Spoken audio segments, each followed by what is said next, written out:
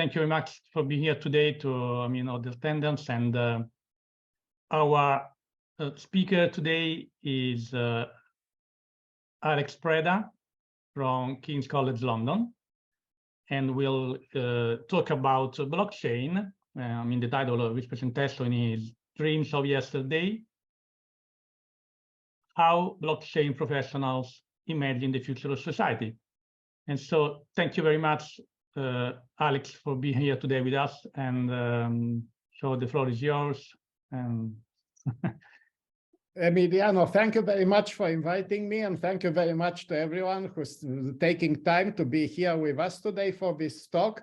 To give you a broad background picture on this talk, it's part of a larger project where, together with a number of collaborators, some of whom are listed here on these slides, Julie Volk and Rowan Su, we are looking at the blockchain economy, investigating various questions. And one of the questions we planned to look closer into from the start is how professionals involved in the blockchain economy, broadly speaking, imagine the future of society. And when I say imagine the future of society, I don't mean here the future of a particular industrial sector, or the future of a particular organization, of a particular company, but the future of the whole of society in relationship to blockchain. And one of our premises was that we have various professionals involved in this blockchain economy.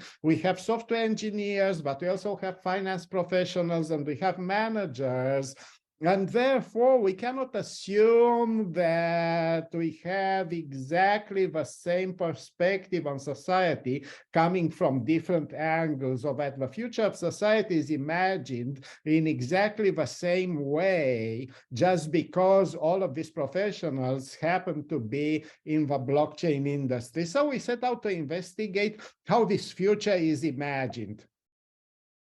I'm going to try and find out how I can play, yes, so these slides, and I found it out. So my roadmap for today would be to give you an introduction and to talk first more about the concept of imaginary, which more recently has been debated, and it had a public trajectory of about 20 years or so. Then the data and the methods we used in this research project, I should mention from the start that it's an empirical research project and it's a sociological one.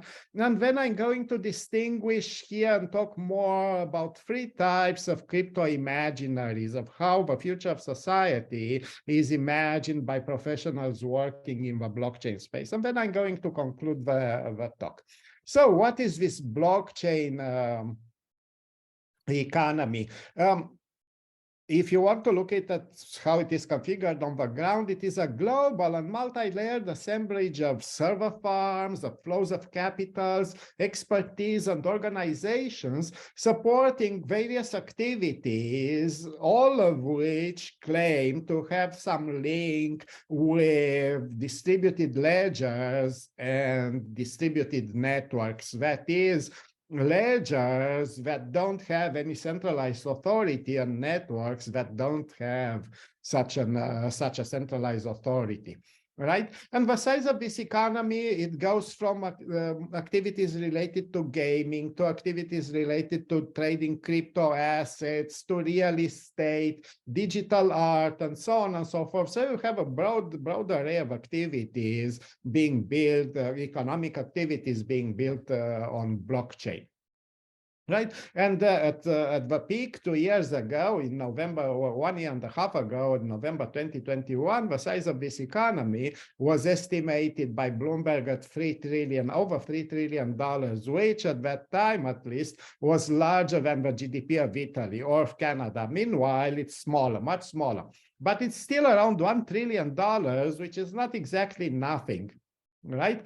And we had different media depictions and even social science depictions evolving around how the future is imagined, the future of society is imagined in the process of expanding this blockchain economy. When you look at social science debates, you see that a lot of discussions have been emphasizing either the failure of particular projects or scams more recently, and it's been indeed it's an economy that has been marked by scandals and scams, and that makes even more interesting to see how the future of society is imagined with this economy. So that has been one side of the debates. On the other side of the debates has been centered upon whether, we have a new monetary system in this economy or not, maybe whether Bitcoin is money or not. Meanwhile, since we had some regulatory interventions, the SEC, the Securities and Exchange Commission, the Commodities and Futures Trading Commission, that side of the debate has subsided a little bit.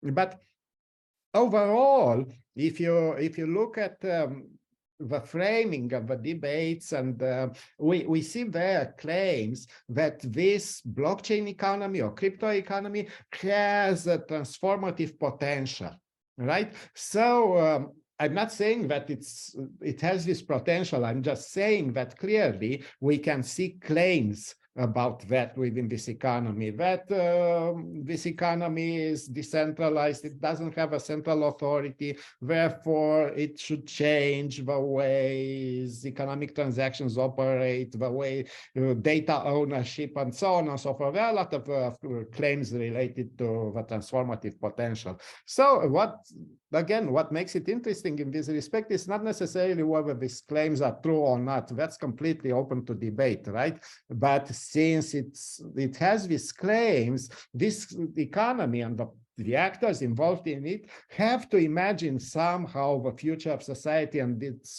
they have to make this imagining public. Therefore, there is an interesting question, at least to my mind, how this happens and what's going on with this imagining.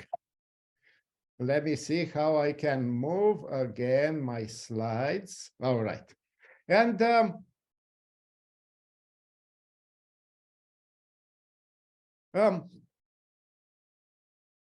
if we were to look in a theoretical perspective, we can see that this kind of professional imagining of a future of society is not left to chance, at least not it doesn't happen at random. It's organized, and it's professionally organized. Now, some of you might claim that it's nothing new. We had since ancient times specialized roles that claim to make prophecies, right? So we can see this as a continuation of a particular form of prophecy making, organized prophecy making that has existed at least in the Western world since activity.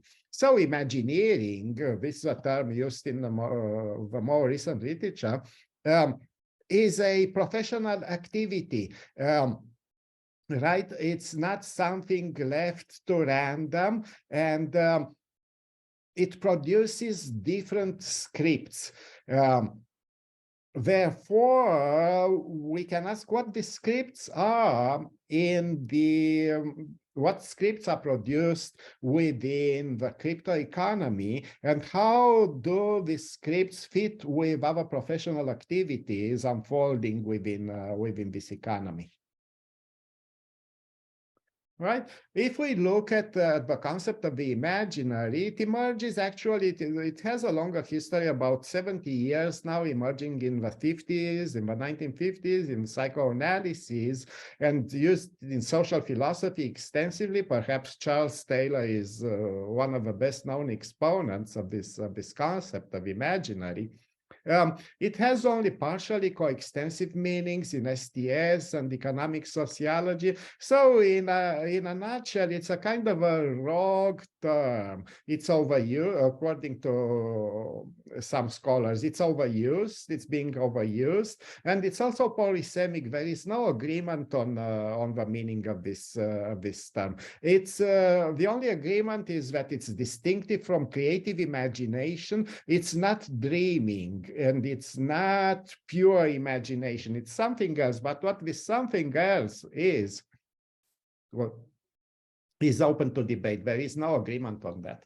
And it's therefore we have several definitions in this respect. We have a general definition provided by Charles Taylor, right? And I'm quoting here the ways people imagine their social existence, how they fit together with others. And that suggests that an imaginary is produced through mundane talk. But then if we look at other definitions, such as techno-scientific imaginaries or social technical imaginaries, they are not the same. Sheila Jasanoff, who is a science and technology scholar, defines the imaginary different from Charles Taylor, saying, and I'm quoting here, it's about collectively held, institutionally stabilized, and publicly performed visions of the future, right? So the emphasis here is not necessarily how we imagine our social existence, how we fit together with others. It's about something else. It's about a public performance. It's about an organized vision of the future, one that, in Sheila Jasanoff's words, is institutionally stabilized. So the emphasis here, and it's a quite explicit one, is on theatricality. So imaginary is a performances, sorry, right? And they have a public and they have some form of public organization. The emphasis here being not so much on written texts, but on talk. And this would require, right, we require that we spell out who performs for whom, what is the context of this performance, how is the performance staged, what are the audiences, and so on and so forth. And this, as I mentioned already, is irreducible to conceiving imaginaries as written narratives, right? So, on the other hand, if we turn to other disciplines outside science and technology studies and outside sociology, we see that we encounter different definitions of an imaginary. As I said, it's a bit of a rogue concept, polysemic, entirely polysemic. So other scholars such as Arjuna Padurai, the anthropologist, defines the imaginary as a discursive device that, and I'm quoting here, value, assess, and shape entities. Or others, literary scholars this time, they define the imaginary as a literary device that transposes abstract entities into relatable narratives, or as conceptual frames that enable legitimizing a financial universe. So the takeaway point from all these definitions, if we try and find the smallest denominator, is as follows. So we have a difference to just creative imagination. It's not about dreaming or daydreaming, right? And it's different from forecasting or a strategy projection specific to a single organization. The imaginary has to do with, again, with theatricality. It's a performance that both projects and evaluates the future, that enables moral judgments, and that legitimizes participants and their current activities. As said, the conceptual strategy here would be to go through a number of definitions that might be very different and try and find the least, the smallest denominator to them. This being said, so if we accept that imaginaries are professionally organized performances, then we need to pay attention to, you know, the assemblage of devices of a scaffolding they are using, and also to the audiences they address.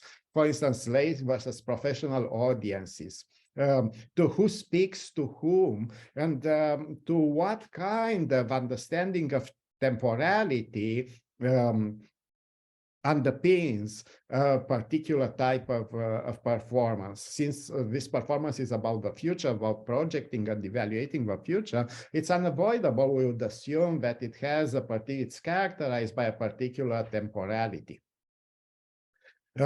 Right. So with this notion, we would go away from this idea that imaginaries are kind of monolithic discourse that everyone in society, or in our particular case in the blockchain economy, would project and evaluate the future in exactly the same way. And therefore, the question is, well, if we have defined the imaginary in this way, right? We say theatricality, we say projection and evaluation of the future, we say legitimizing participants on their current activities, right? These are dimensions. Can we find instances of such performances that fit the definition? So what we started doing is to look for them, and we did ethnographic field work at academic, industry, and lay conferences on crypto and blockchain problems, and we tried to cover the entire spectrum of conferences, so those involving exclusively an academic public, those addressing in the industry, and those addressing a more lay public. We also did fieldwork at various digital art exhibitions, because art, and especially digital art, plays a big role in this domain, and we also interviewed various professionals working in this sector to understand how they project the future of society and what kind of temporality underpins their projection. So we try to reconstitute from these public activities, public performances, if you want to put it like that, and from interviews with professionals in the field, how they project the future of society and how they understand themselves in relationship to this future. Now, it's not very difficult, I would argue, to show that the blockchain economy, as many other economic sectors, includes many public performances. We have many forms of gatherings, public gatherings, where professionals come to talk to their peers, or to a lay public, or in some cases to an academic public. And more often than not, if not invariably, most of the times, projecting a future, imagining a future is part of these public performances. So we put, you have here an illustration of some of these gatherings we have attended. On my left-hand side, there is an academic gathering from the Imperial College Business School, and on my right-hand side, there is a much larger gathering, tens of thousands of participants from the Bitcoin conference in Miami. Two very different types of publics, two very different types of discourses, but what they have in common is that they try and project this future of society, right, in a legitimate fashion. And sometimes this future is not only discursively imagined in public speeches, but also displayed visually. These are two shots from the Bitcoin conference in Miami, where the topic past versus future, and the contrast past versus future, is very explicitly put on display visually, right, during some speeches. And you also have various stages. So the performance aspect is very much explicit here. You have various stages on which different topics and different projections are realized. At the Bitcoin conference in Miami, which involves a very large lay public, a couple of thousands of attendees, you had, for instance, a political stage, you had the financial stage, you had an environmental stage, and so on and so forth. So you have multiple stages with multiple projections of the future done for the benefit of of a lay public. What we discovered about talking with professionals in the field was that not all of them shared exactly the same understanding of the future when it came to blockchain representations. Could be entirely different on the way they understood the temporality of this future was entirely different. So based on the interviews we have processed, up to this point, we have conducted about 280 interviews with professionals. And based on the interviews we have processed with these professionals, we can distinguish at least three types of future. First of all, we have a future conceptualized as based on a linear time and conceptualized as an expansion of capitalism. So Bitcoin is not a blockchain, and the blockchain economy is not imagined as a breach with capitalism or as a rupture with capitalism, but as a continuation of the capitalist economic order and as an expansion of this economic order from the physical to the digital realm. And I put here on this slide a couple of interview excerpts with various finance managers from Europe, but also from Asia, that illustrate this understanding of the future of society as an expansion of an existing system. So instead of conceiving the future as continuous accumulation into the existing physical ecosystem, the future of society is conceived as an expansion into new capitalist ecosystems, primarily into digital ecosystems. Again, this goes counter to the idea we had from public discourses that the blockchain economy is a rupture, is a break with capitalism, and it's something entirely new or even anti-capitalist. But no, from these understandings, it's just a continuation. So that's one understanding of the future formulated by professionals based on a notion of linear time. We continue in the future into new ecosystems, what we have now. And the mission of the blockchain economy is to create more capital. But for that, you have to create this social capital first and foremost. Right? Then there is a different understanding. So a second mode of understanding the future of society is not based on linear time, it's based on a cyclical time. You have a future anchored in boom and bust. And that's completely different from this managerial understanding that sees the future as just a relentless expansion of what we have now. So when we interviewed professionals, the second understanding came to the fore. The future is understood in terms of creating efficiency, creating value, and creating wealth. But this process is not a linear process. It's a cyclical process where you have phases of boom and where you have phases of boost.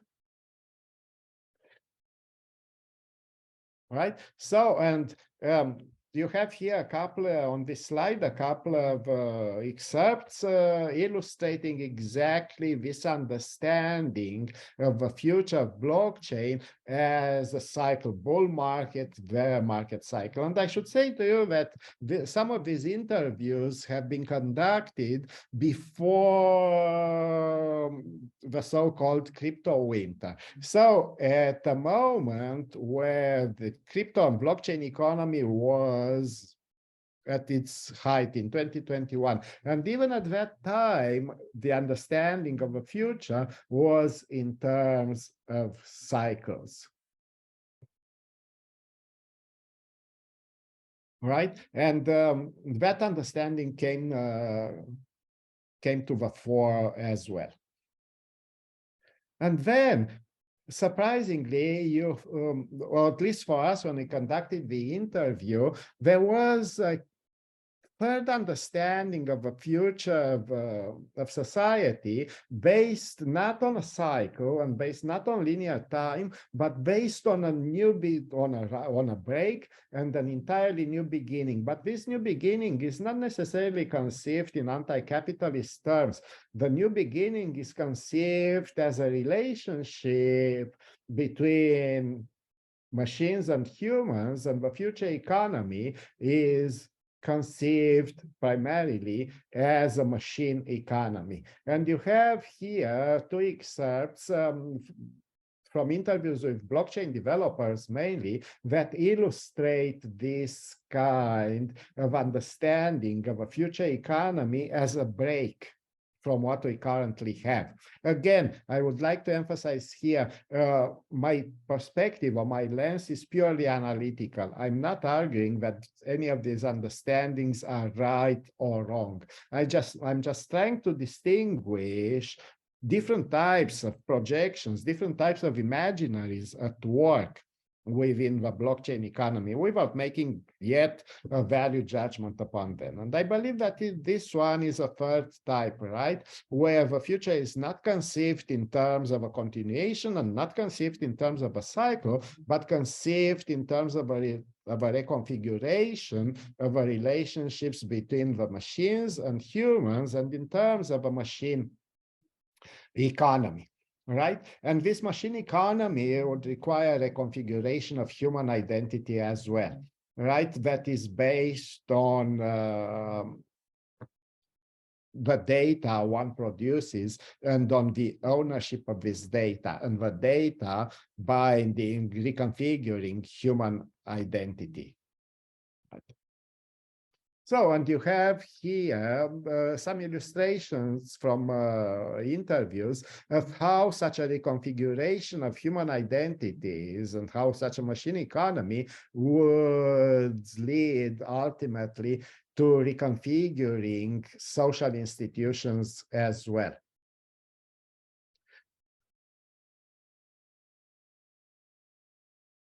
Right? And for instance, in the first extract, the blockchain developer consider that in the future, if this powerful network will build itself, so it's about this vision of a future that involves the active participation of machines. What's interesting here, again, is that these are recent projections of the future, and that these projections of the future are not seen by the authors as works of fantasy or pure imagination. These are projections that are grounded in their own professional activities and that legitimize what they are doing now. So, in the conclusion, I want to leave some time for the discussion now. In the conclusion, I would argue the following. First of all, I would say that these imaginaries are indeed webs of institutional performance. It's addressing different publics and sometimes addressing different publics at the same time. Each of these performances that projects a future is related also to legitimizing one's own activities. They are not necessarily grounded, as I have argued, in the same understanding of temporality, and they are not necessarily grounded in the same understanding of the future and of a society in economic terms. So, overall, wrapping up, what can we say about these futures, we can distinguish here, if we want to put some labels on these categories, we can distinguish a managerial imaginary that sees the future of society as linear and unidirectional, as a relentless capitalist expansion. So the digital world is like the capitalist world, as capitalist as the real world, only more so. That's one type of imaginary. Then we have a financial imaginary where the future is conceived not in linear terms, but as cyclical, as boom and bust, modeled on financial markets. And the value is given, that future depends on the market size. So the market size determines where the future is valuable or not. And finally, we have a third type of imaginary where the future is not conceived linearly or cyclically, but is conceived, we call this here code imaginary, where the future is conceived in terms of the relationships between humans and machines. And the future where machines are ascribed at least some degree of agency, and capitalism is not necessarily a prescribed path for future development. I should also emphasize now that we conducted all these interviews before ChatGPT came on the market, so that the interviewees were not influenced by awareness of these AI tools, and their projections of the future are not influenced by that. So overall, I'm not trying to argue here that these are the only imaginaries present or to work in the blockchain economy, but we definitely can identify these three. There might be more than that, and the investigation continues, but we definitely can identify these three, and they have different understandings of time, they have a different conception of time, and they have a different understanding of society as well. And with this being said, I would like to stop here to leave some time for discussion. And thank you for your attention, and I look forward to your comments and questions. Thank you very much, Alex, for this very fascinating talk. And yes, we can now open the debate. I mean, yeah, people willing to talk can raise their hands. Or, I mean, I have questions, so maybe I see Taylor. So Taylor. okay, and Budewin. Okay, let's start from Taylor. Thank you, Taylor. Okay. Thanks a lot, Emiliano, and thank you, Alex. That was a really fascinating presentation. So I was thinking a bit about this recent paper that came out in Economy and Society. It may still be, it may not have actually been published yet, but by Paul Dillon Ennis and his colleagues on the imaginaries embedded within the Ethereum project. And what struck me about your talk is you've really captured, excuse me, a much broader slice of the crypto economy than Dillon Ennis does, but you have a pretty similar finding, which is there's a tremendous amount of diversity in the crypto economy in terms of how people envision the future, how they think about the significance of the technology that's being developed, what its potential social implications might be. I was wondering if you could kind of comment to the extent that you've looked at this in your data about the kind of distribution of these different imaginaries across projects. So you talked about these three crypto imaginaries, the managerial, the financial, and the kind of code-oriented. Do you see all of those in kind of specific crypto projects, or does one of those, imaginaries tend to dominate in some projects versus another? Yeah, if you could maybe talk a little bit about that, that would be great. Sure, absolutely. So first of all, I have to say that I don't know yet the paper you mentioned from Economy and Society. I will have to check it out. It definitely sounds interesting and it should be on my radar. And this being said, yes, we thought about that there might be some project specificity to these imaginaries, but we checked across all the domains we have investigated, going from, crypto trading platforms to digital art to NFTs, and we don't really see here some domain-specific forms. Rather, what we can see is a divide, professional divide between software engineers on the one hand and managers and financial analysts on the other hand, where software engineers have a much more acute awareness of the role of machines in this process and the role of machinic networks. And they tend to emphasize that whenever they project the future, they tend to factor in machines much more compared with analysts and with managers. And I should say again, we did the interviews before ChatGPT, so they were not, and ChatGPT was not mentioned at all. They were not influenced by this development. Great, thank you. Would it be okay if I ask just a quick follow-up question? So, I mean, I think one of the things that really interests me is, since you have this kind of, you have this real diversity of imaginaries of the future, have you been able to see how people coordinate and kind of translate across those imaginaries to actually sort of achieve real work in these spaces? Is that, is there kind of something like a translation process going on? Is it kind of a trading zone? I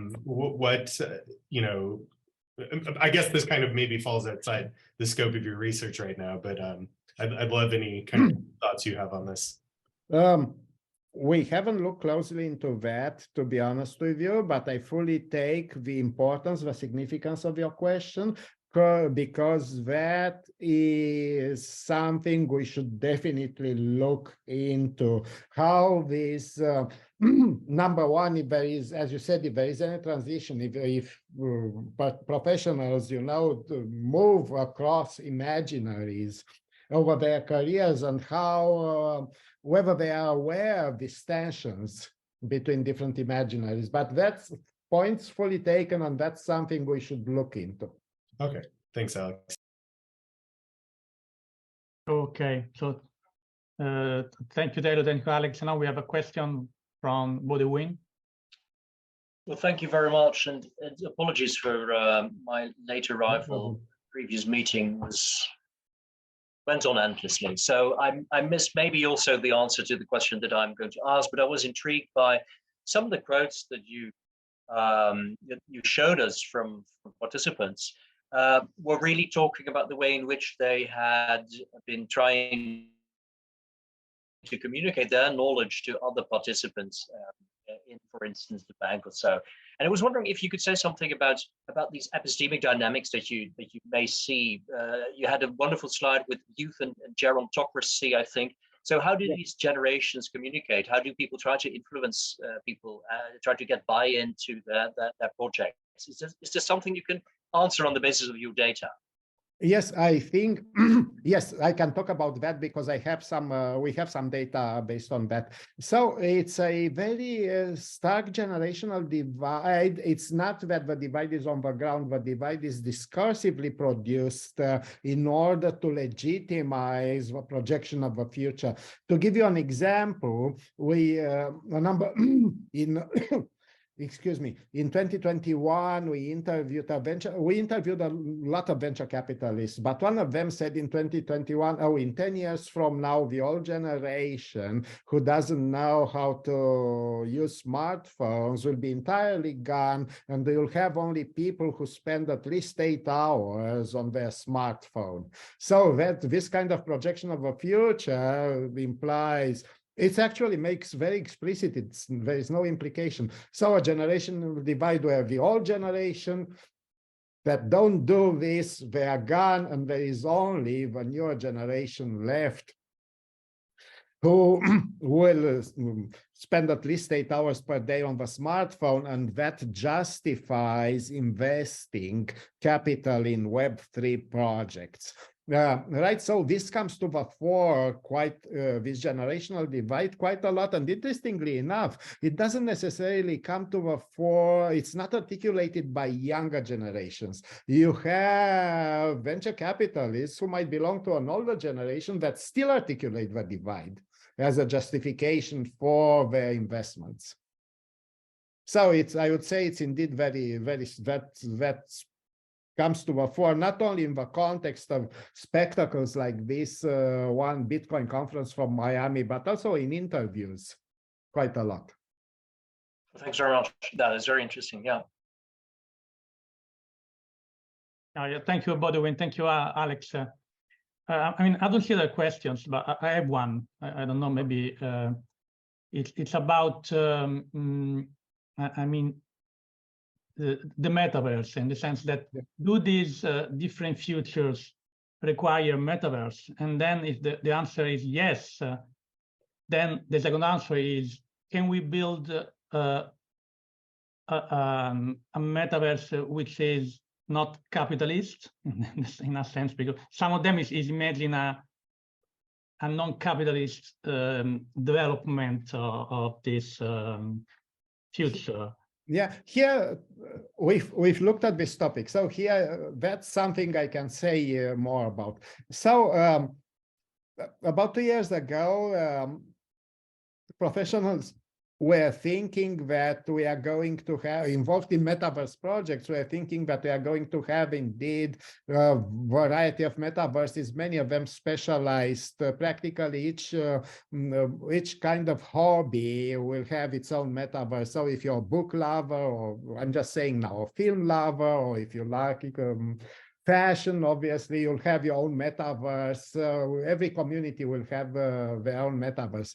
Meanwhile, the way this metaverse future is projected has shifted entirely from what we've seen on the ground, going into a direction of lesser metaverses and commercially organized ones on the model of gaming. So these metaverses imply don't have the idea of a community, that they imply, they are grounded in the notion that in the future, all time will be spent on the smartphone and everything will be done on the smartphone. Every single action will be practically a digital virtual action. And therefore, one needs a relatively small number of metaverses to handle these activities. It's a shift from what we were seeing in interviews 2 years ago, around 2021, when professionals involved, software engineers, interface designers, and so on and so forth, were thinking every community is going to have a metaverse. And now the mood has shifted, the projection has shifted to this idea that it's not about community anymore, and we need, or if there is, it's a marginal aspect. It's not so central anymore. But we need a few major metaverses to handle all aspects of daily life, such as banking transactions, paying taxes, and so on and so forth. Paying the electricity bill. Okay, thank you very much. That's very interesting, and yeah, I mean, we have to wait. That shift is clear